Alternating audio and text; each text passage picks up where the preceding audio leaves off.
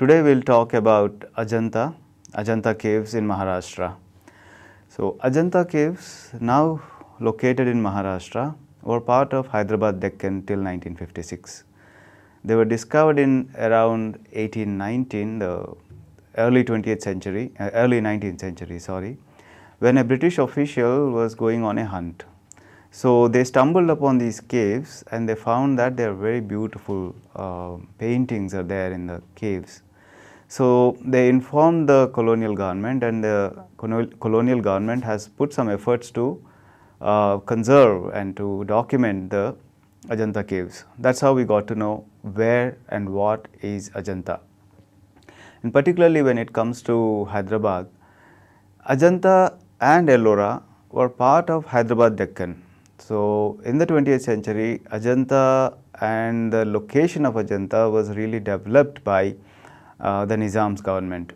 There were bridges built, roads were laid out, there was also a guest house built for the people to go there and spend time, and also for the students, for the art students particularly, to go there, spend time and learn from Ajantha paintings and Ajantha sculpture. So this is how Ajantha came to the light from the obscurity. But when it comes to the time period of Ajantha, it started around 2nd century BC to 2nd century AD, and there was a gap of 4 years in between. And again we see a flourish of Ajantha painting and Ajantha cave carving happened around 5th, 6th century. So we have a span from 2nd century BC to 5th, 6th century, and there are some records where it goes to 7th century also, but more or less we can round it up on 5th, 6th century. So what we have in Ajantha are very interesting things, very beautiful things. So as you see here, this is how Ajantha caves looks when you look at a plan of it, right? So Ajantha this is the ground plan of Ajantha caves and how the caves are located. They are located at the scarp of 𝗂𝗽𝗱 river. You have here 𝗂𝗂𝗱 river turning, and in this turning, in this U shape, which is called horseshoe shape, in this shape of the cave, in this shape of the rock, they have carved, and this is how the landscape would look like.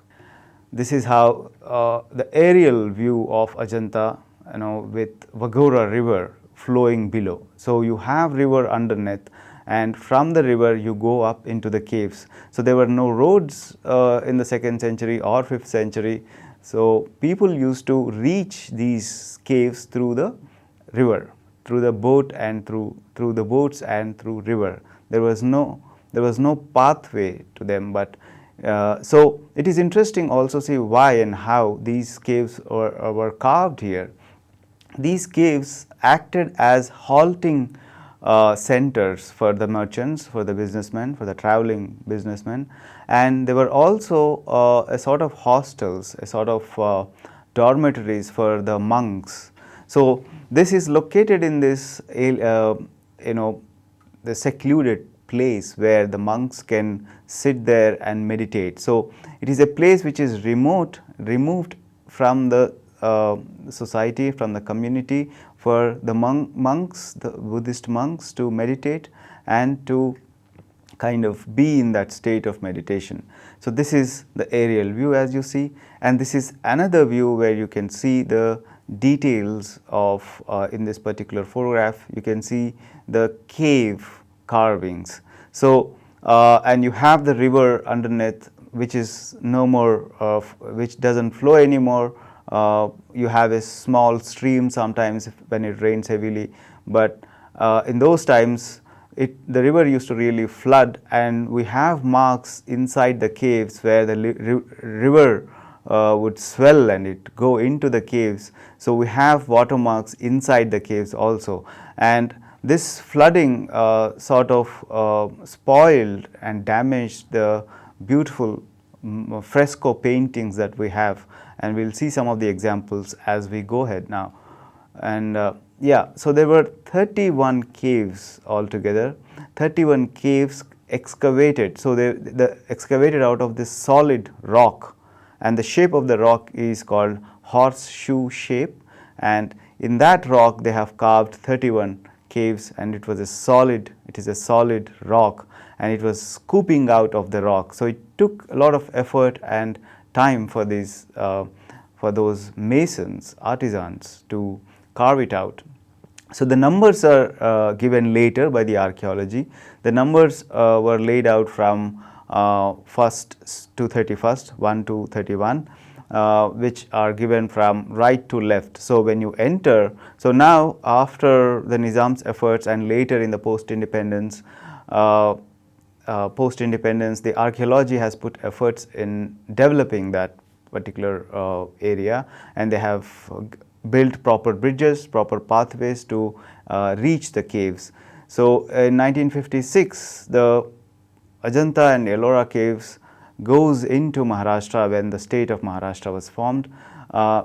Before that, it was under Nizam's rule, and after 1948, it was under Government of India's undertaking. It was cared by Government of India between 1948 and 1956, and from 1956 onwards it was under Maharashtra government. So this is a basic sort of information about it. So the earliest caves are 8 to 13, right? These were carved around let's say 2nd century BC to 1st century AD. So it was that time. So we can see in the earliest caves we don't have much of a sculpture and embellishment. So these earliest caves were contemporaneous to what we have Bharut and 𝗧𝗦𝗔𝗧 stupas. So 𝗧𝗦𝗔𝗧 stupa in Madhya Pradesh. So when 𝗧𝗦𝗔𝗧 stupa was built and when it was carved, Ajantha was also happening. Ajantha caves were also carved, and it was we have evidence that these early caves were patronized. The carving was patronized by the Shatavahanas, who were ruling that period, who were ruling that area. And in the second phase, it coincides with the Vakataka kings. Vakatakas were ruling the present modern Maharashtra. What is Maharashtra now? That region, part of that region was ruled by Vakataka kings. And Harisena was an important ruler, and he patronized the caves that were carved in the 5th century AD, and that was the period, and we consider that period as an important period because that is a period where we see very important caves have been carved out and beautiful paintings were done. So when we look at these caves and these paintings, we get to understand the material culture, we get to understand the lifestyle of that time period, what kind of clothes, what kind of jewelry, and what is the architecture of that time period, we get to see in these paintings. So this particular time period is very important when it comes to Ajantha.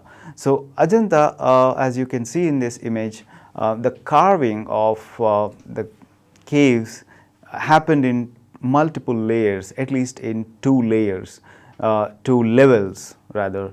So this is an image which tells us how 2 levels was carved. So the caves are made at different levels, as I was saying, depending on the rock, suitability of rock, and the quality of the rock. Sometimes they have abundant, and we have some images of that. Sometimes they have abundant carving in between, because after carving some portion, they realize that this rock has veins which cannot withstand. So they have realized that you cannot carve further because it might collapse or it might not sustain.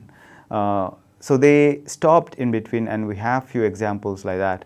And the external facades were also carved very exquisitely. So all the interiors are composed more or less similarly. So the standardization of the carving and the standardization of planning of chaityas and viharas happens in the beginning of the second phase. So what we have here, what we get to see, what are these caves? These caves are basically chaityas and viharas. So this is an image of chaitya, this is a plan of chaitya, a ground plan of chaitya hall. Chaitya hall is nothing but a congregational space, a congregational worship space for the monks. So it is like, for example, a temple. It's not a temple for them, but it is a space where monks would come together and worship. So it is that space. And this is an example of cave 26 Ajantha. Well, it comes from the 5th century AD. And along with the chaitya halls, we have something like this, which is called vihara. So we have vihara halls. Vihara halls are nothing but residential halls for monks.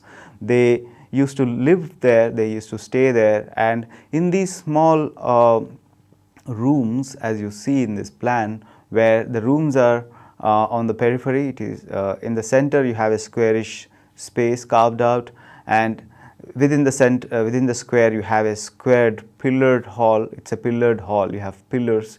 So these pillars were interesting because these were not necessary when it comes to a cave, because you don't need a support for the cave, for the rock. But the usage of pillars and the details of pillars tells us about the architectural understanding of the masons, where the architecture of that time, which was thought as built largely in wood, which does not exist for us to see.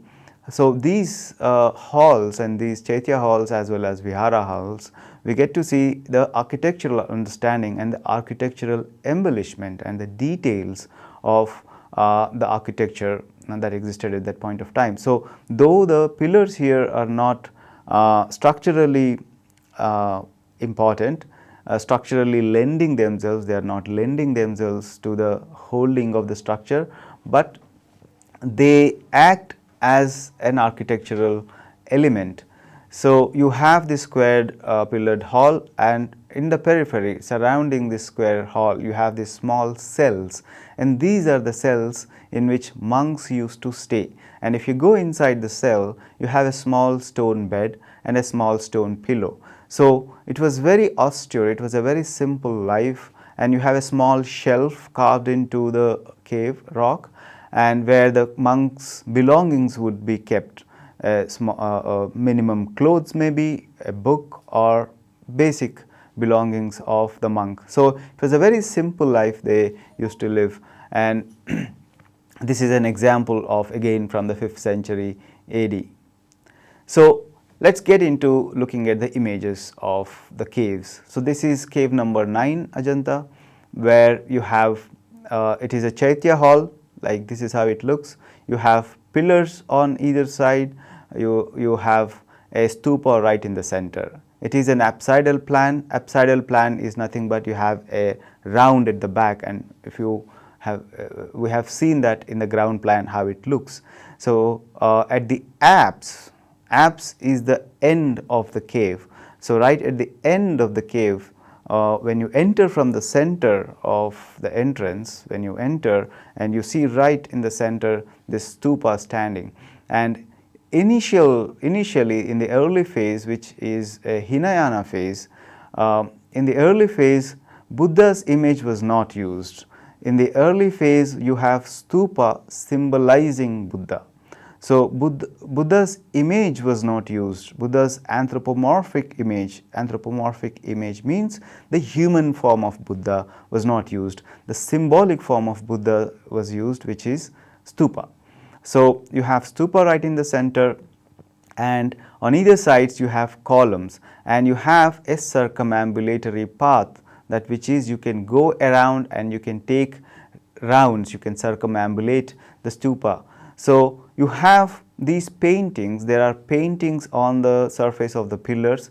These paintings have done at a later point of time. They have been done at a later point of time, not when this particular stupa, particular cave was carved. So this is an early cave. Just try to remember the image. When we look at the later caves, we can see and compare how later caves were more embellished, more ornamented. So So the scale of the Chaitya hall is smaller, as you have seen the early cave Chaitya hall. The scale, it was a small size, small space inside. The stupa and the pillars are unadorned, as I said. Traces of paint, as you see, they were added at a later phase. And interestingly, the ceiling has wooden rafters as if to imitate the wooden structure. When you look at the cave, I mean cave, rock, we don't need any kind of a support because the rock itself is having its support. We don't need a wooden support, wooden rafters or pillars. So the pillars as well as the wooden rafters on the top for the roof, as if the architect is constructing a wooden architecture for the roof, they have used the masons have imitated the wooden structure. It is an imitation of wooden structure. So this imitation actually lets us know, helps us know and imagine what kind of architectural forms and architecture existed at that point of time. So this is an example of the ground plan. This is for the cave number 9. And the interesting thing about cave number 9 is the plan is rectangular rather than apsidal. This is the only cave where the plan is rectangular.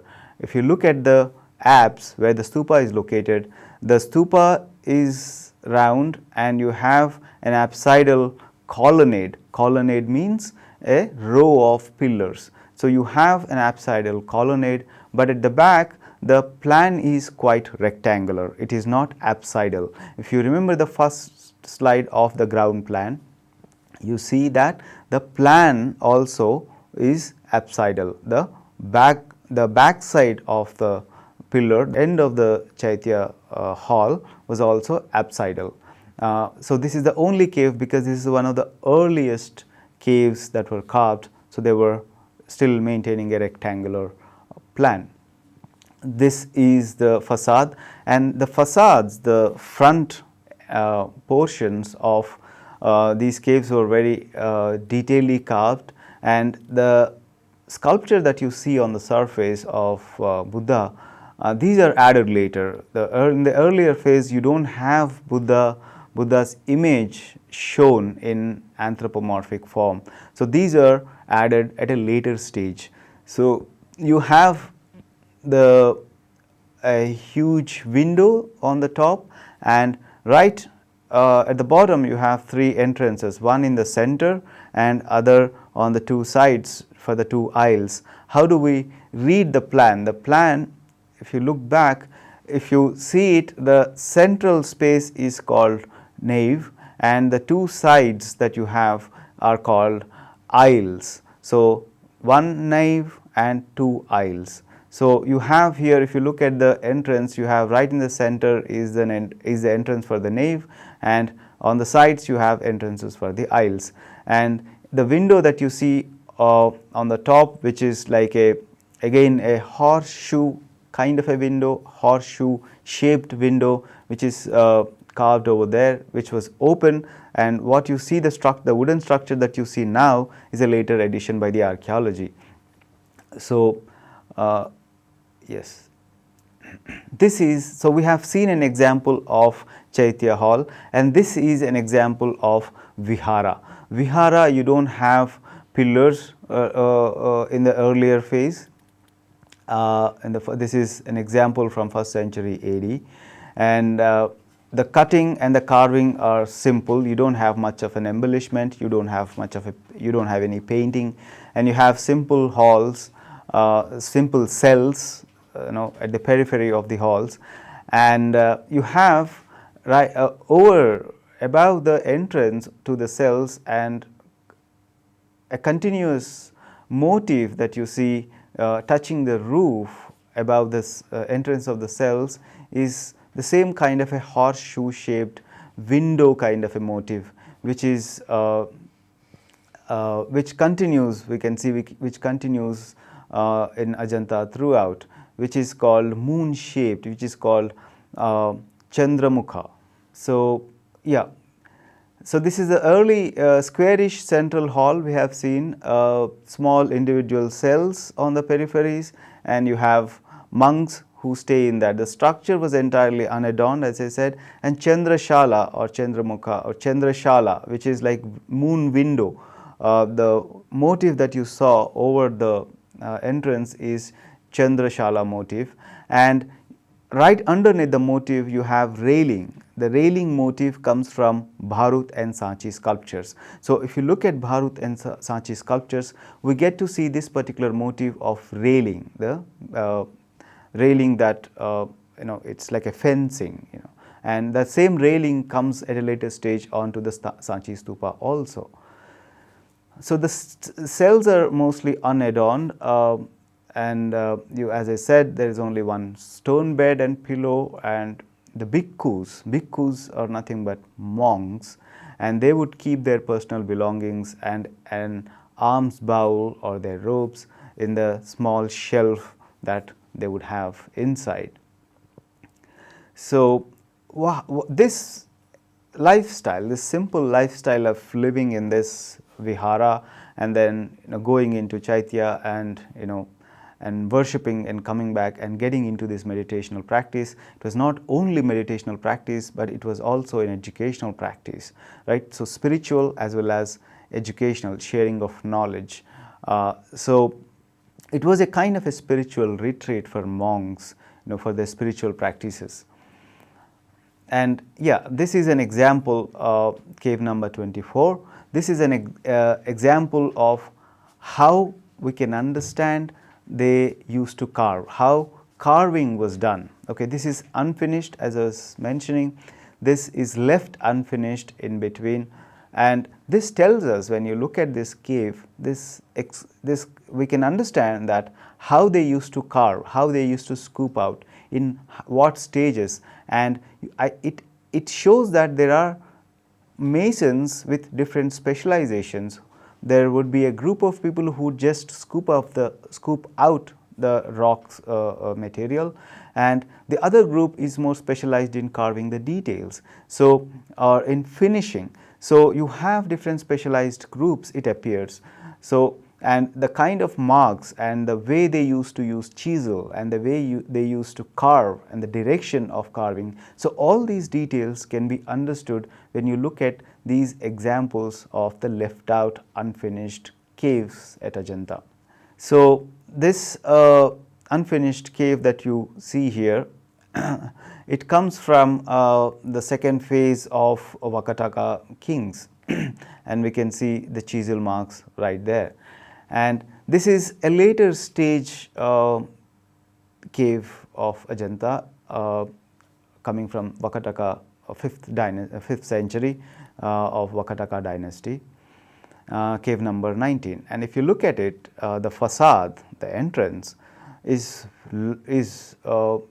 embellished, it is ornamented, it is decorated with figures, and figure again comes at a later stage, the Mahayana phase. So in the Hinayana phase, in Buddhist art, the human form of Buddha was not represented, and in the Mahayana phase you have the human form of Buddha comes, and here you see the image of Buddha is reproduced or replicated or represented in different levels, as you can see here. And the Chaitya entrance is also more embellished in the sense that it is carved in multiple layers, unlike the earlier Chaitya that we saw, the cave number 9. The ornamentation was very less, and the Chandrashala window, the Chandrashala motif of the window was attached close to the surface of the rock. Now here you see that Chandrashala window comes out, it jets out. So there is a lot of undercut, there is a lot of round cut, round carving they have employed here. And if you go in, this is how it looks. Once you enter inside, you see right in the center, you see stupa, and right on the stupa you have the figure of Buddha standing. So this tells us that by this time the figure of Buddha was used in representations. It is not symbolic anymore, but it is anthropomorphic.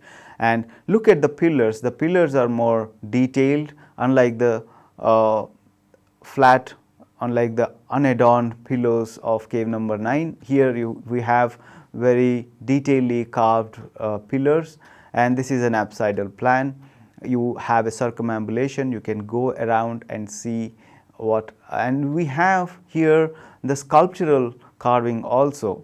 So if you look at the pillars, and at the top you have a band of figures running, and over that you have another band. So you have two bands of figures here, sculptural figures, which is again which tells us the kind of ornamentation that evolved in the 5th century during the Vakatakas.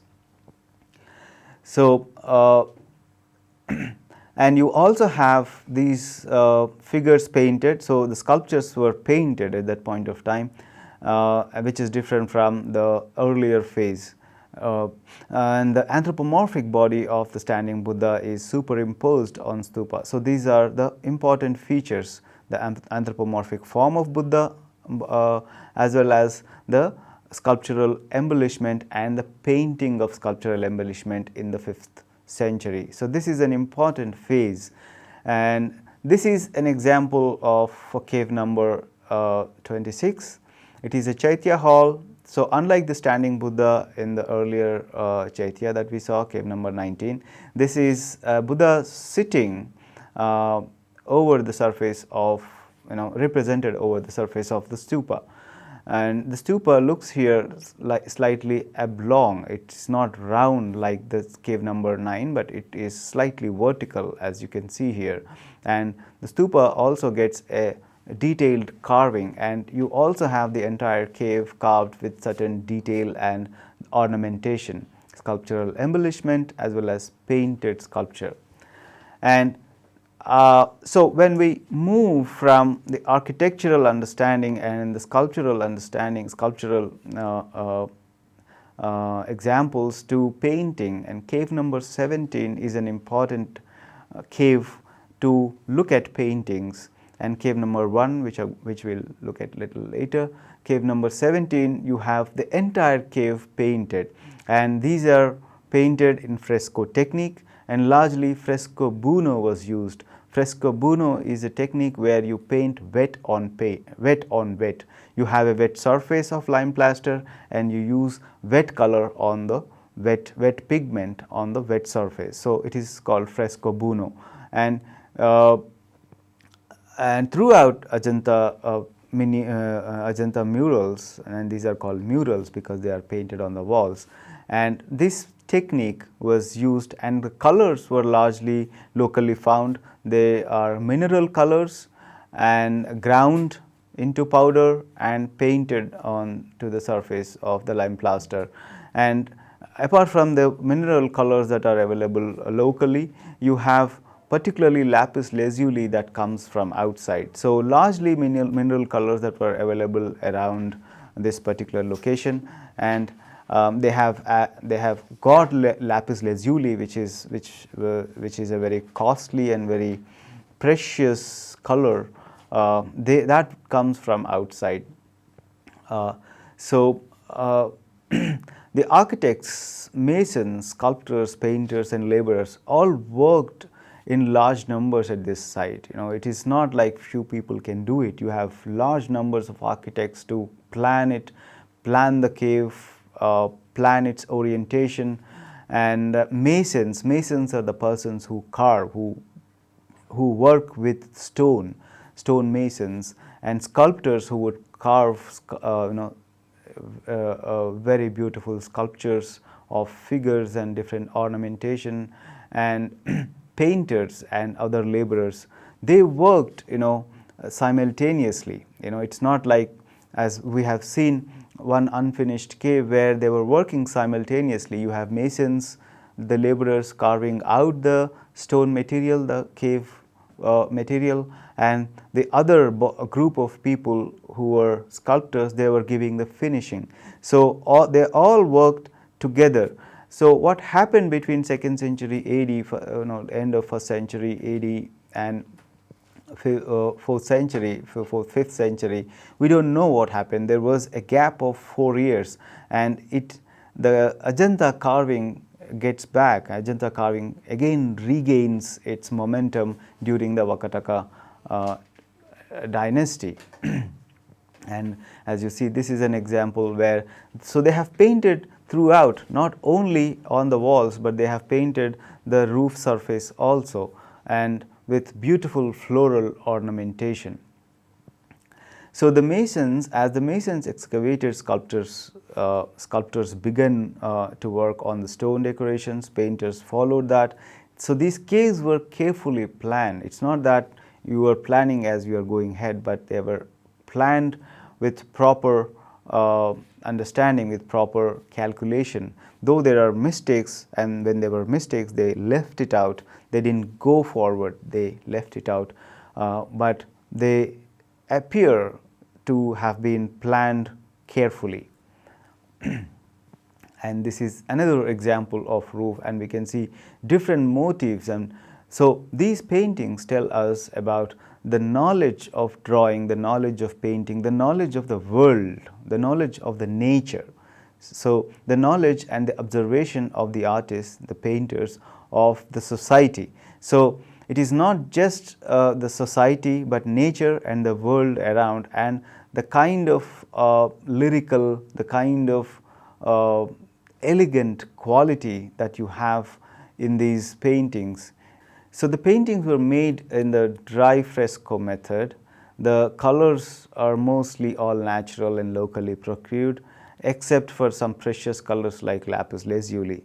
The palette is mostly limited in range, right? You don't have many colors or different colors. You have limited colors. It is more a play of tonal variation that are the result, the color mixing, the result of color mixing. So this is the skill, this is the understanding of the pictorial complexity, So how the paintings became more complex in their expression is because of the different tonal variations and the understanding of the body, understanding of the movement of the body, and the movement of the body and the elegance of the body in Ajantha is very remarkable.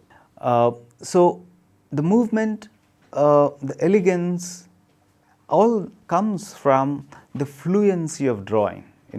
The drawing and the line flows really with a flow, and the fluency of drawing is very important, and the survey and confidence seen in the handling of line and color. So it is not only about the fluency of drawing or the line, but how confidence could be seen and how the line is handled, how the color is handled, and all these are really very remarkable and remarkable depictions of people with various body types. So it is not one kind of a body figuration, one posture or limited number of postures, but you have multiple postures, multiple expressions, multiple movements, that which makes Ajantha a very important reserve of heritage, important reserve of art for Indian culture. So this is an image coming from cave number 17. So we have seen some images from outside. So when we enter, we have a Buddha inside a chamber, and this is a vihara, as you can see, Buddha sitting inside a chamber, and on either side and throughout the Chaitya wall, throughout the vihara wall, we have paintings, and the seated Buddha, and then flanked by the image of the Buddha's return to Kapilavastu on the side walls. So Buddha returns after his after he got his knowledge, after he acquired the knowledge, and after he returns, he comes to the palace. When he comes to palace, he meets his wife, and his wife interestingly tells his son, and you can see there, his wife tells his son, go ask your father for what he can give you, So his inheritance, so what does he got to give you as a father to his son?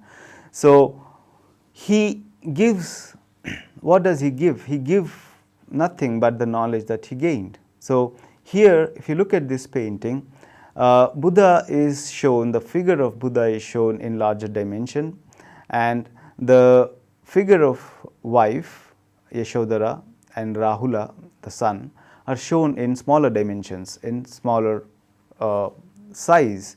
So the treatment here is very interesting, where there is a sense of enlightenment, the enlightenment that Buddha acquired after his meditation in exile in forest. When he comes back, he brought that enlightenment, and you can see that light that is emanating from the body of Buddha. So it's very interesting, and the artist has captured that.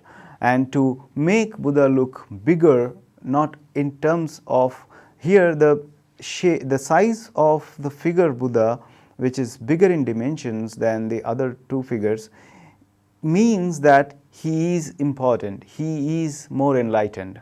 It is more symbolic rather than having the anthropomorphic sizes in difference. So we have this logic of representation in painting. We get to see this logic repeated in Indian painting, where the figure who is more important in the composition is shown with bigger dimensions than the figures which are lesser important. So here, because Buddha is more important, he is shown in bigger dimensions. So the artist has rendered Buddha as a superhuman being. He's enlightened, so he's more human than the other humans. So the superhuman quality is actually manipulated through the size, through the placement, and through the increase of the size, and the radiance to the presence of the painted Buddha in this image. A sense of sadness. It's interesting because the sense of sadness and pathos is there when you look at that painting. So the artist is not just painting the figures, the artist also has the knowledge, the painters also had the knowledge of creating this emotional environment.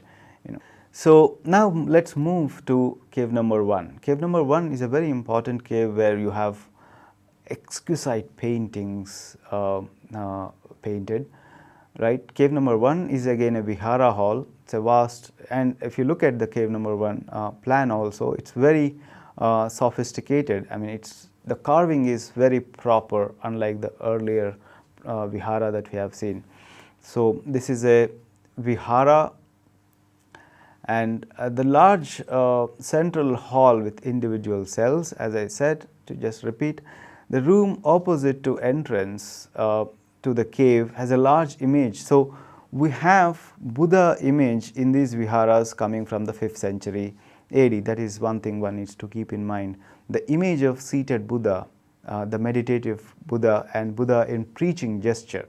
Okay, so in this particular cave, we have in that central chamber right opposite to the entrance when you enter, Buddha is sitting right in the central chamber in the preaching, like in the preaching gesture, right?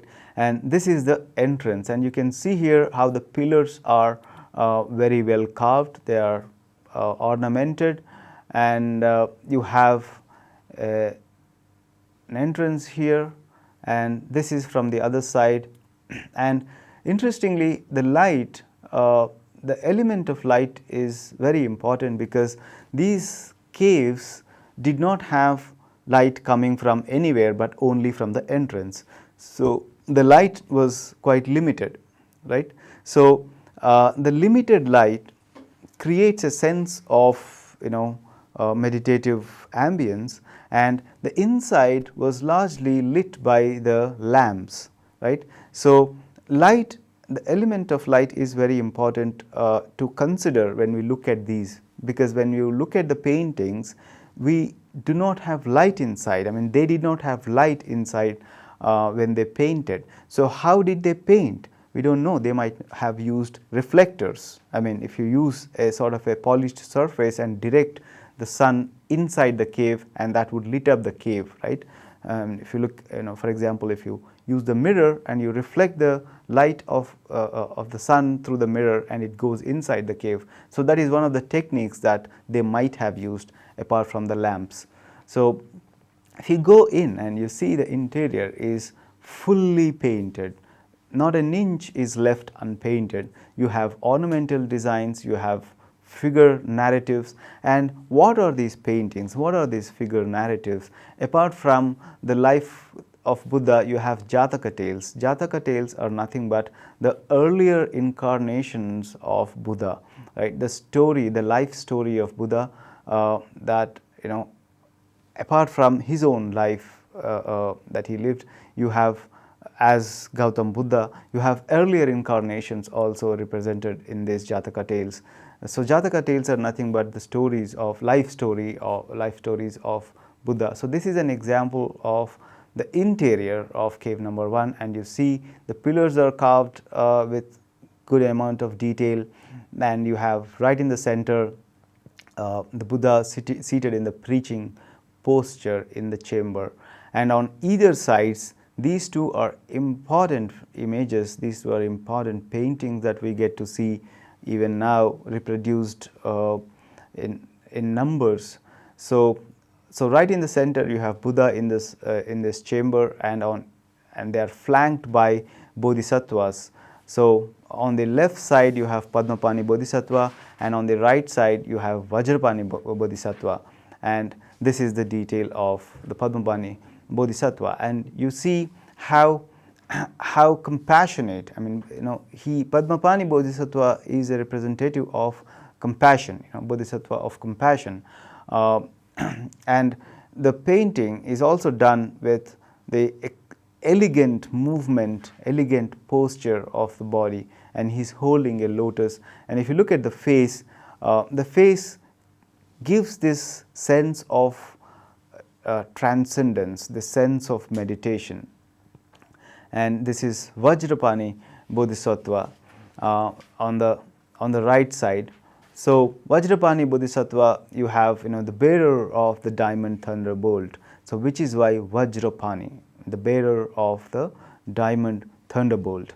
So Bodhisattva of wisdom. So this is not compassion, this is another mood, another mode of representation is wisdom, the Bodhisattva of wisdom. And if you look at this painting, again the elegance in the body, the way he is standing, the kind of twist that you see in the body, and Vajrapani Bodhisattva is wearing a lot of jewelry, and there's a lot of luxurious ambience. But if you look at his expression, there is a sense of detachment from this material world, material luxury. So this is important when it comes to looking at the images here. Though the Bodhisattva is nothing but the follower of Buddha or the reincarnation of Buddha. Though he is unlike Buddha himself, Bodhisattva is represented with this material, represented in the middle of the material luxuries, in the middle of the material world, materiality, jewelry, luxuries and all. So though he is part of this material world, though he is in the center of this luxurious world, he is not attached to the luxurious world, he is not attached to the material world. That is the message, that is the inherent idea about Bodhisattva being so luxuriously materialistic in appearance, but from inside he is not attached to that materialistic world around him. So there are many Jataka stories that are represented in Ajantha paintings. So this is one of the Jataka tales, which is Mahajanaka Jataka. Mahajanaka Jataka is a story of a king, Mahajanaka, and he had two sons. So when Mahajanaka dies, so the elder son becomes the king, and his brother in a cope sort of throws him away, throws him out, and when he and his brother, when these two brothers fight, the elder brother dies. Okay, so when the elder brother dies, the wife of the elder brother was pregnant. So logically, according to the tradition, elder brother becomes the king and his son becomes the prince and the king later, right. So, the brother of the elder brother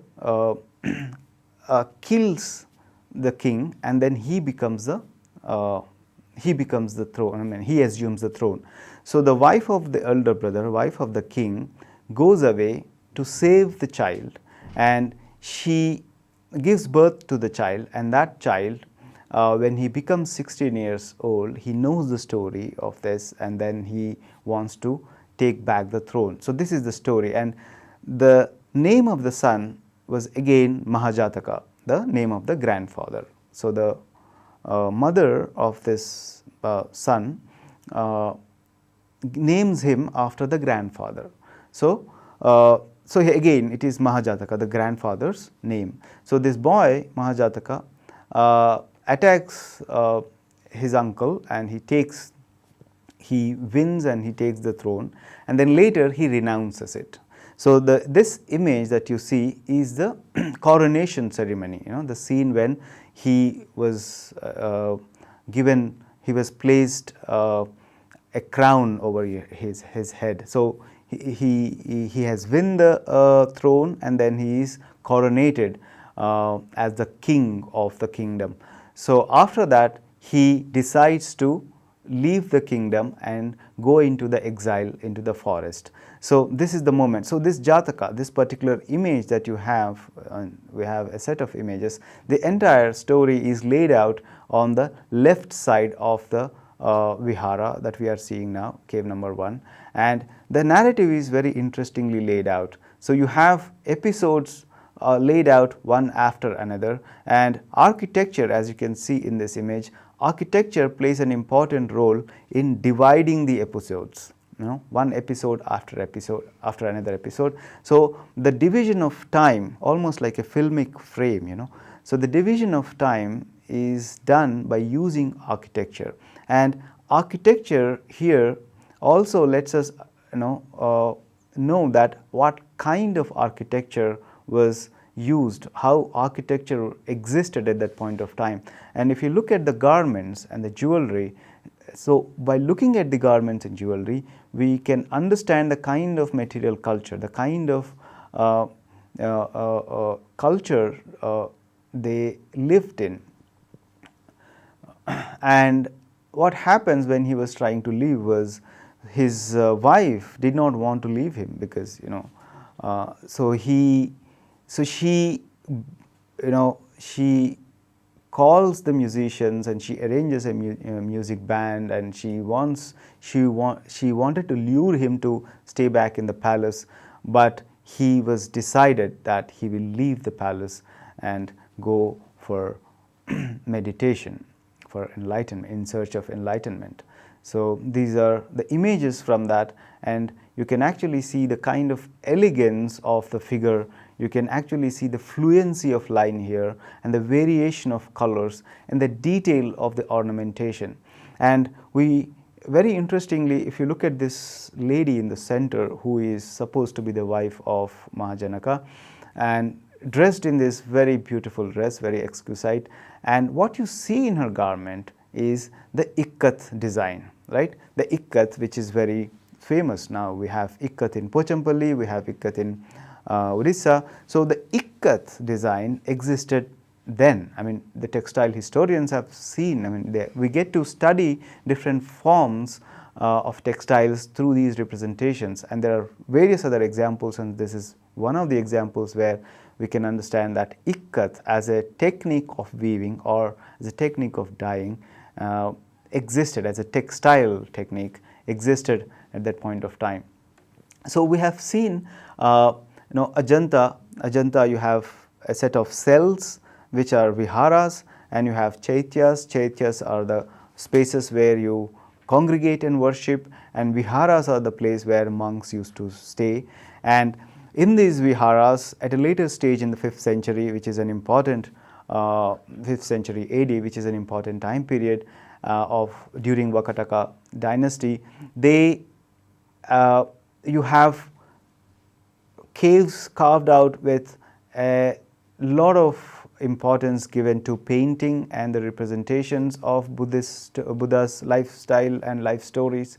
And so this was a spiritual retreat for monks, but at the same time when you look at these images, they also tell us about the time period, about the historical time, about the material culture. So Ajantha is a center where it was a spiritual center, but when it comes to our time, when we look at Ajantha, it is a heritage of India, right? And it tells us the kind of